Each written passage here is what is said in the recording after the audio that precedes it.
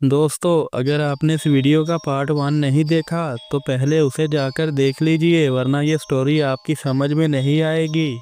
Evil ने कहा, Jeff ये तो अभी शुरुआत है, आगे आगे तुम देखो होता है क्या, अभी बहुत मज़ा आने वाला है। इवल ने कहा, जाओ जाकर अपने बॉस इवल ठुंग ठुंग सहूर को कहो कि तुम्हें मालकिन बुला रही है। तभी ठुंग ठुंग सहूर अपने बॉस इवल ठुंग ठुंग सहूर को बुलाने के लिए चला जाता है। जेफ ने कहा, क्या तुम बता सकती हो ये इवल ठुंग ठुंग सहूर कौन है?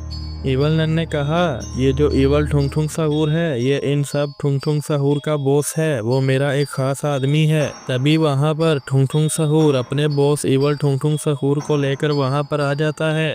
इवल ने कहा, गेम खेलने के लिए लोग खत्म हो चुके हैं, तुम ऐसा करो धरती लोक पर जाओ, वहाँ एक गांव है, वहाँ जो भी मिले उसे उठा लाना।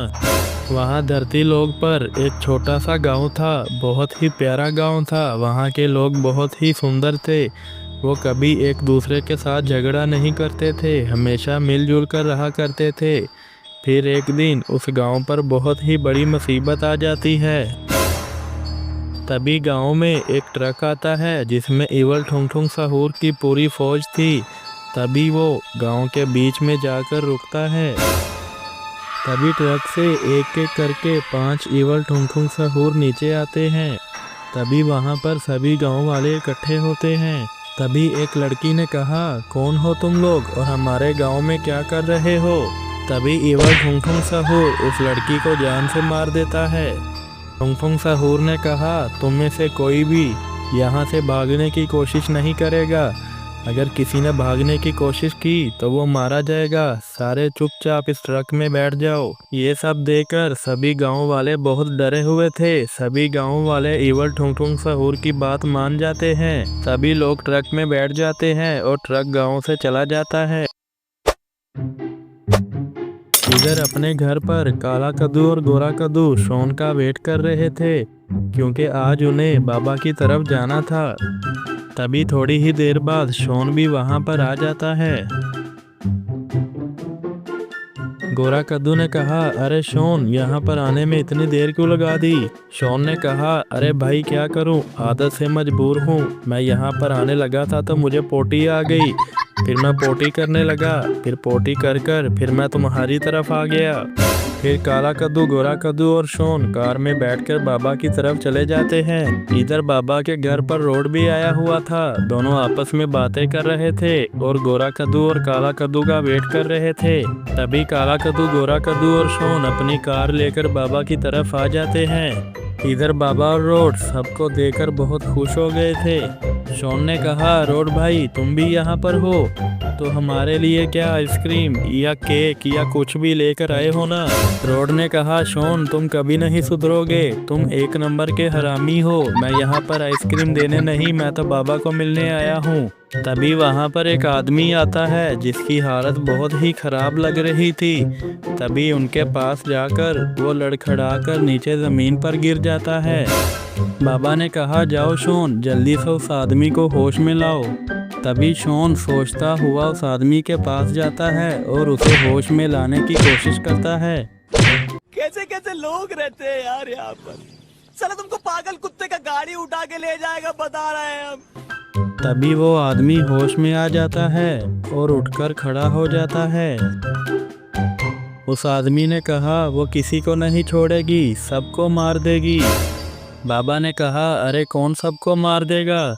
उस आदमी ने कहा, हमारे गांव में आज एक ट्रक आया था, वो हम सभी गांव वालों को पकड़ कर ले गए, उन लोगों ने हमें आज एक गेम खिलाई थी। बाबा ने कहा, सही से बताओ क्या हुआ था? वो आदमी बाबा को पूरी बात बताने लगता है। उस आदमी ने कहा, आज कुछ लोग आए थे, हमें उठा कर ले गए, वहाँ पर एक बहुत ही बड़ा मैदान था और साइड पर इवलन और उसके साथी सभी बैठकर तमाशा देख रहे थे। उस मैदान में एक बहुत ही बड़ा पेड़ था, उस पेड़ के पास एक डोल खड़ी हुई थी, उस डोल के सामने एक सफ़ेद कलर की लाइन बनी हुई थी। सभी गांव वालों को पकड़कर वहां पर खड़ा कर दिया। वहां पर बहुत सारे लकड़ी के जैसे दिखने वाले मॉन्स्टर गन लेकर खड़े हुए थे। तभी वहां इवलन चलती हुई सभी गांव वालों के पास आती है। इवलन ने कहा, तुम सभी लोगों को एक गेम खेलनी है, जो गेम जीतेगा वो सिकंदर, जो हारा वो बंदर। तुम सभी लोगों को ये जो सफ़ेद लाइन दिख रही है, इस लाइन को पार करना होगा। जो जीतेगा उसे हम इनाम भी देंगे और छोड़ देंगे। डॉल पेड़ की तरफ मुड़ेगी और गाना गाएगी। तुम लोगों को भागते हुए या चलते हुए उस लाइन के पार जाना है। जब डॉल पीछे मुड़ेगी तुम सबको स्टैचू बन जाना है। जो भी हिलता पाया जाएगा वो एलिमिनेटेड हो जाएगा। तभी इवल नन गाँव वालों को समझाकर वहां से वापस चली जाती है। तभी डॉल पेड़ की तरफ मुड़ती है और गाना गाती है। तभी लोग आगे की तरफ बढ़ते हैं। तभी गाना बंद हो जाता है। तभी डॉल वापस मुड़ती है और देखती है कि सभी लोग स्टैचू बने हुए हैं, कोई भी हिल नहीं रहा है। डॉल फिर से पेड़ की तरफ मुड़ती है और गाना गाना शुरू करती है। तभी सभी लोग फिर से आगे की तरफ बढ़ने लगते हैं। तभी डॉल पीछे की तरफ मुड़ती है और देखती है उन गांव वालों में से मोटू हिल रहा था। तभी एक इवल टुनटुन सहूर मोटू को गोली मार देता है, जिससे मोटू मर जाता है। ये सब देखकर गांव वाले बहुत डर चुके थे और उनको पता लग चुका था अगर हम भी हिलते पाएंगे तो इसकी तरह मारे जाएंगे।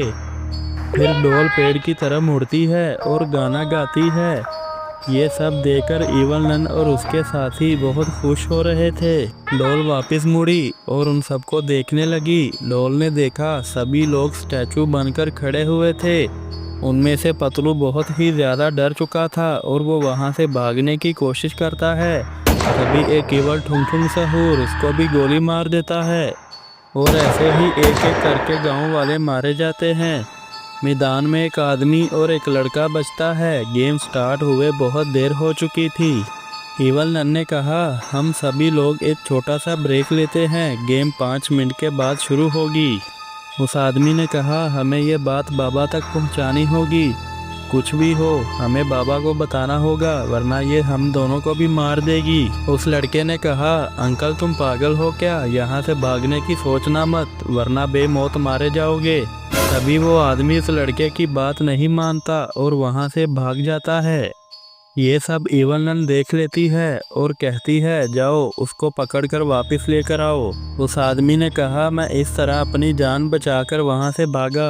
रोड ने कहा अरे बाप रे बाप, इतना खतरनाक गेम भी होता है, मुझे तो पता ही नहीं। बाबा अब गांव वालों को कैसे बचाएंगे। बाबा ने कहा हमें कुछ भी करके उस गेम को बंद कराना होगा, वरना सारे बेकसूर लोग ऐसे ही मारे जाएंगे।